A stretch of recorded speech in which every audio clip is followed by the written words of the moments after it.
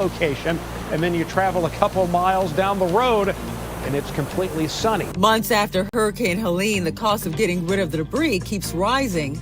10 million cubic yards of debris to clean up throughout Buncombe County. The connection between climate change and the growing mosquito population. There's more time for mosquitoes to stay active and grow in population. And how to get in shape when the weather outside can be so frightful. Going into the winter season with a game plan so that we don't put on 10 pounds during the holidays. From our nation's capital, this is the National Weather Desk. And good morning and welcome to the National Weather Desk. I'm Angela Brown. A record-breaking lake effect snowstorm is still pounding communities around the Great Lakes this morning. Several towns are already under several feet of snow, and in many places the snow will keep falling through the week. All that snow may travel near impossible across portions of Michigan, Ohio, Pennsylvania, New York. More than 5 million people in those states are under some kind of winter weather alert. Now, some places in Ohio along Lake Erie already have more than 56 inches on the ground. This is just a sample of what people found over the weekend. Cars completely covered in snow that was so deep it sometimes came up to people's waist or higher.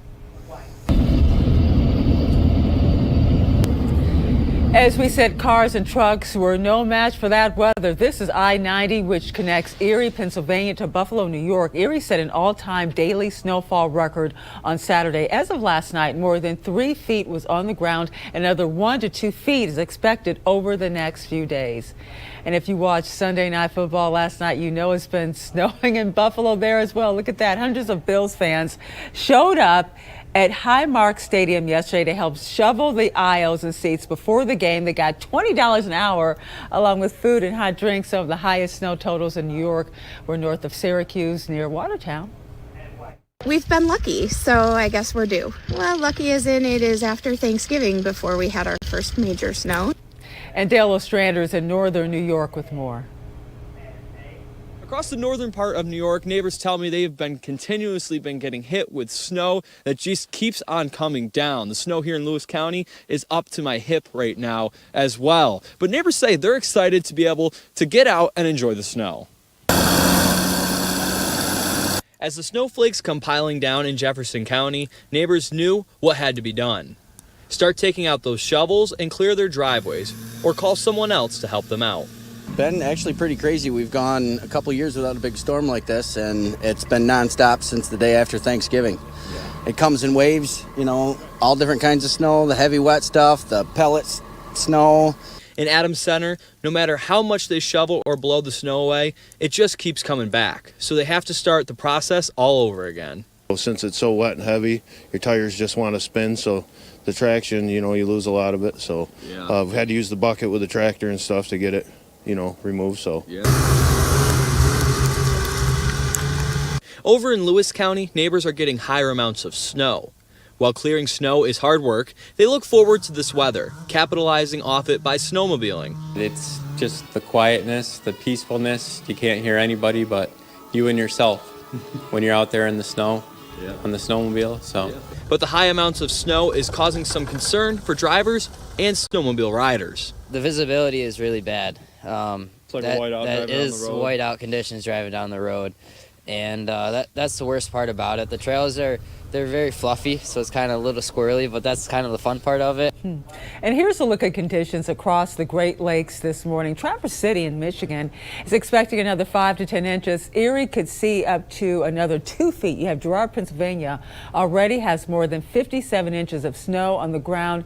And Salamanca, New York, could see up to 20 more inches. So it'll be a very long week for folks living in those communities right there. And as we said, the threat of more snow continues into this week. Lake effect snow warnings are up until tomorrow morning from southern New York around Lake Erie and into Ohio. Winter storm warnings and advisories are also posted throughout Michigan throughout tomorrow morning as well. And then more snow is in the forecast starting on Wednesday. So how does lake effect snow form and why does it get so deep? Meteorologist John Gum helps us better understand this weather phenomenon. Of course, as air temperatures get colder late in the fall and into the winter, water temperatures actually lag behind. The water stays warmer because it holds that heat in longer. So we get this difference in temperature between the water and between the land areas. The land colder, the water warmer. Think of the swimming pool on a cool summer night. That air cools off very quickly, but the pool water stays warmer. Well, the same thing happens along the Great Lakes. So we've got warm water, that warm water containing a lot of energy, a lot of water vapor. And then as cold air moves south out of Canada and passes along that warmer lake water, we get an unstable atmosphere. The colder that air is, and typically at about 5,000 feet up in the atmosphere, you need about a 13-degree difference between the lake water and that air to get this lake effect snow from forming. So as that cold air comes across the warm lake, it picks up that water vapor. We get an unstable atmosphere with these clouds growing vertically in the atmosphere, and all of that water vapor that's picked up, well, it turns to snow. It crystallizes, and then as the winds blow across the lake, downwind from the lake is where we see those clouds deposit the snow. And this snow can be rather heavy. In some cases, you can get snowfall rates of 1, 2, upwards of 3 inches per hour. Those bands of snow are also quite narrow and focused depending on how the wind direction is. So you may see heavy snow in one location, and then you travel a couple miles down the road and it's completely sunny. But as the winds shift, that snow band may go over the area that's seeing sunshine now a couple hours from now, where those locations can get heavy snow. So that's lake effect snow, something that impacts the snow belt regions of the Great Lakes, and something we're going to be talking a whole lot about as we move through the winter months. The first official day of winter is not for another 19 days, but meteorological winter actually started yesterday. Meteorologist Emily Santum explains the difference. Let's first talk about what meteorological winter is. Those are the 3 consecutive months with the lowest average temperatures. Starts on December 1st, goes all the way through February 28th, because this upcoming year is not a leap year. Astronomical winter, which is probably what you know at home as, that starts on December 21st, goes all the way through March 20th. That's the start of the winter solstice, which is when the tilt of the northern hemisphere is furthest away from the sun. It's actually the start to the southern hemisphere's summertime. And costs are piling up in North Carolina as communities work to recover from Hurricane Helene. Something else is piling up as well, all that debris that the storm left behind. And as Kimberly King shows us, removing it all is a job unlike any other.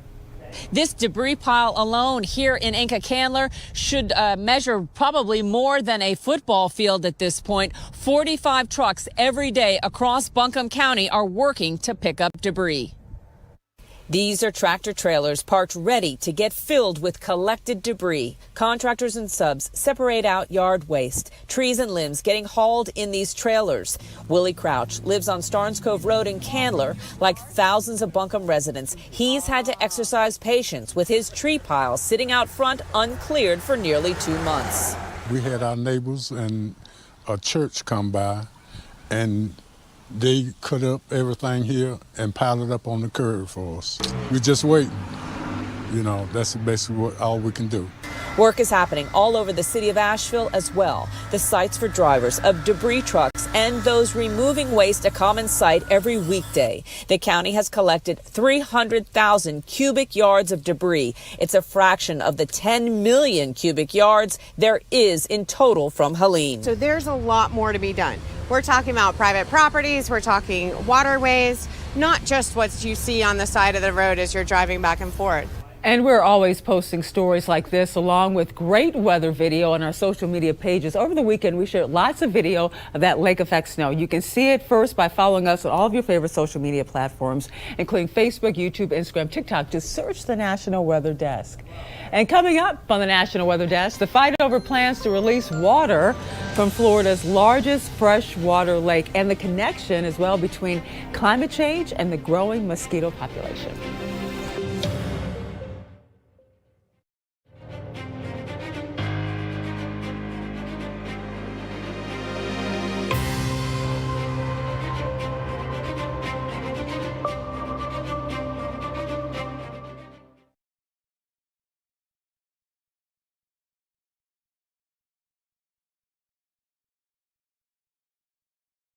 I'm meteorologist Ryan Munn. Let's get a look at the Northeast as we head through the nighttime tonight. We are going to stay dry for most of us. That is, unless you live along the Great Lakes, at least some areas along the Great Lakes, as we are still continuing to see this lake effect snow just funnel in off of some of the Great Lakes. Otherwise, we are looking good with a mixture of sun and clouds throughout much of the Northeast. That continues into Monday and Tuesday as well. Take the town closest to you in 30s to low 40s for most on Monday. I'm Chief Meteorologist Gerard Jabali. Here's a look at the Mid-Atlantic region. We are going to stay dry and cold heading into this week. Your Monday is going to feature at least a lot of sunshine, nothing coming your way. Only those lake effect snow bands way off to the north. Not going to bring us any of that close to us anytime soon, but it will stay dry and sunny all the way through around Wednesday before our next storm system comes through. And again, temperatures will be cold, only getting to the 30s, maybe close to 40 degrees on your Monday. It'll still be chilly on Tuesday. I'm meteorologist Vitas Readers. A look at your southeast forecast highs. Looking at 40 degrees in Nashville, 46 in Raleigh, 49 Atlanta. Get to about 62 in Jacksonville, Mobile at 63, Tampa 67, and West Palm coming in at 73 degrees. Nice and dry and clear across the area. Weak cold front moving across parts of the southeast. High pressure down to the southeastern portion of the coast of Florida. But it looks like a few high thin clouds over parts of Tennessee as we go through the overnight. Maybe a few snowflakes here and there.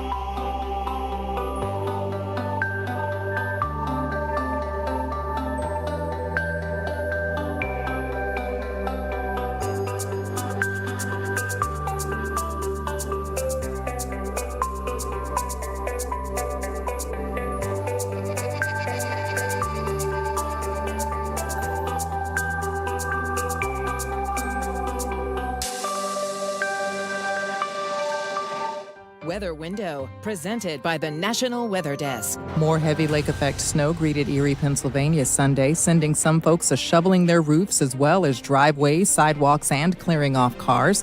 Additional snow is expected across the Great Lakes today. In Portland, Oregon, a vibrant but foggy start to December. It cloaked downtown buildings, but the sky left room for a shimmery sunrise as the fog continued its travels. For more content like this, subscribe to the National Weather Desk's YouTube channel. As some regions in the U.S. experience warmer and wetter conditions more often than usual due to climate change, the length of time the mosquitoes are out and about is growing, and that's a problem on several different fronts. South Carolina meteorologist Jenna Warner takes a closer look. Climate change impacts more than just the weather and the climate, like a butterfly effect. One of those things is mosquitoes.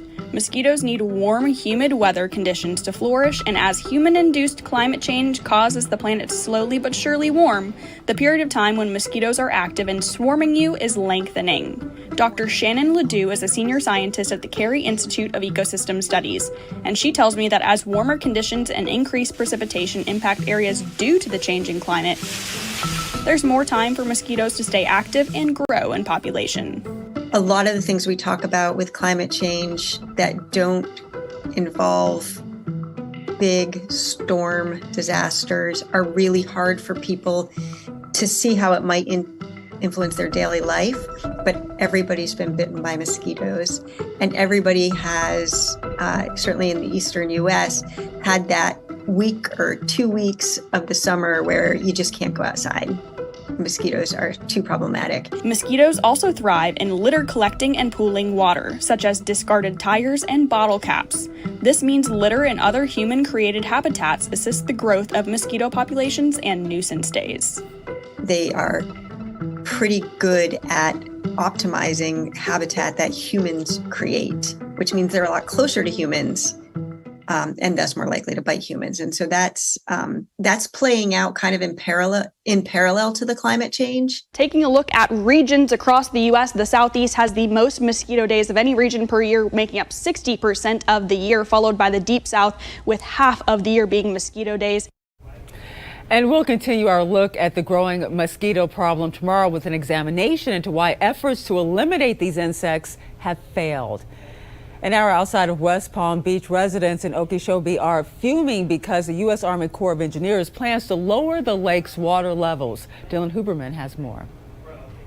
Lake Okeechobee discharges are coming back. The Army Corps of Engineers wants to lower the lake's water level from 16 feet to 11.5 feet. They plan to do that by sending water from the lake east, beginning December 7th. The Army Corps cited a need for what they call lake recovery operations to improve the health of the lake now, before the wet season returns. Recovery operations will allow us to lower lake levels during the dry season to allow for recovery of lake ecology, specifically submerged aquatic vegetation. Friends of the Everglades is just one of many environmental groups raising concerns about sending discharges into estuaries on the Treasure Coast, fearing it will cause even more water quality issues. This is being done in the name of Lake Okeechobee recovery, but there's no certainty that Lake O will benefit from this move. There is certainty that the northern estuaries will be harmed, so we're not happy about it. Residents also speaking out. I drove over the bridge this morning. The water was nice and green, looking good, and I know that within the next 10 days to 2 weeks it's going to be black like coffee, and it's just going to be terrifying. The executive director and CEO of Florida Oceanographic Society, Mark Perry,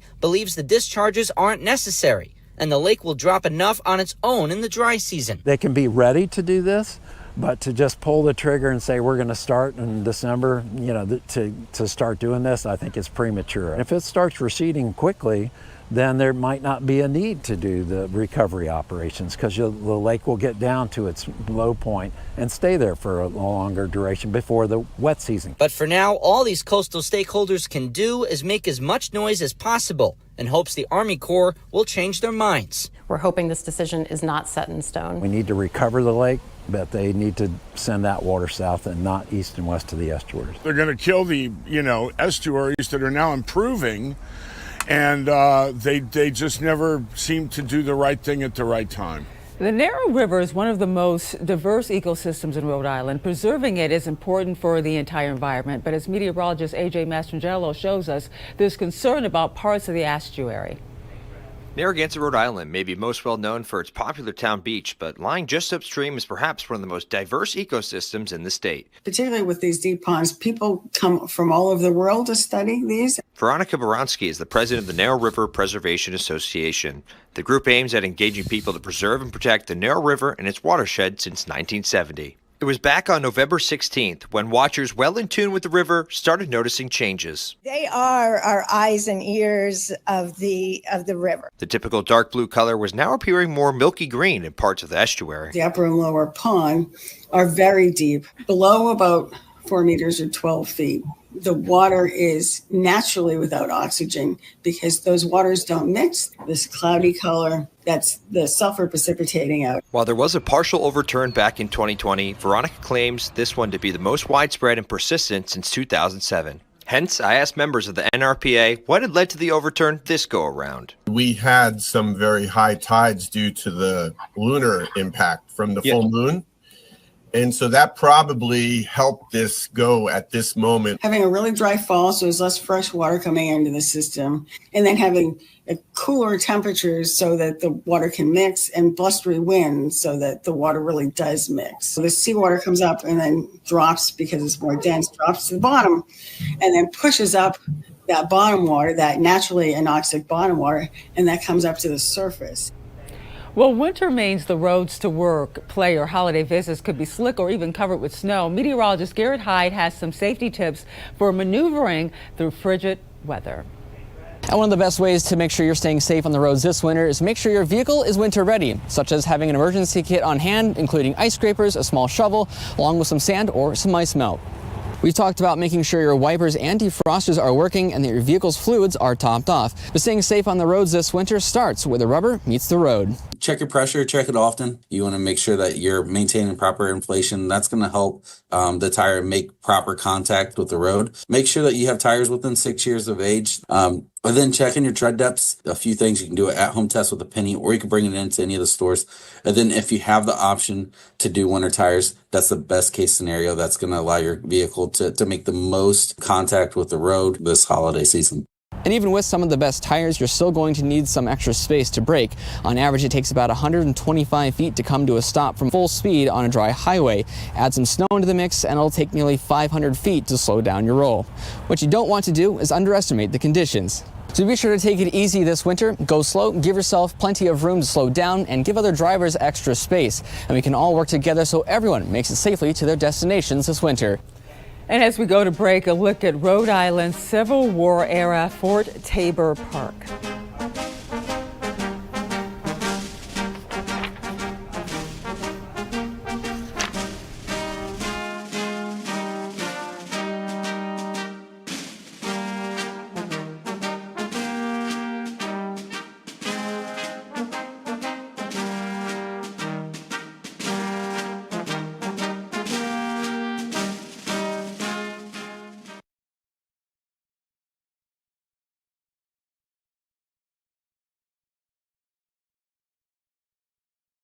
Well, good Monday morning, everyone. I'm meteorologist Phil Kelly. Some snow showers from the upper Midwest down through the Mississippi Valley. Temperature is going to be on the frigid side as well. Mid to upper 20s to low 30s. We slowly start to warm up. We'll see some sunshine return into the Central Plains. We'll see temperatures near the freezing mark in Chicago and South Bend tomorrow. By Wednesday, we're back up in the 40s to low 50s across the region. Good Monday morning. I'm meteorologist Joe DiCarlo. Look at your forecast across the region, and we do have a few showers across deep South Texas.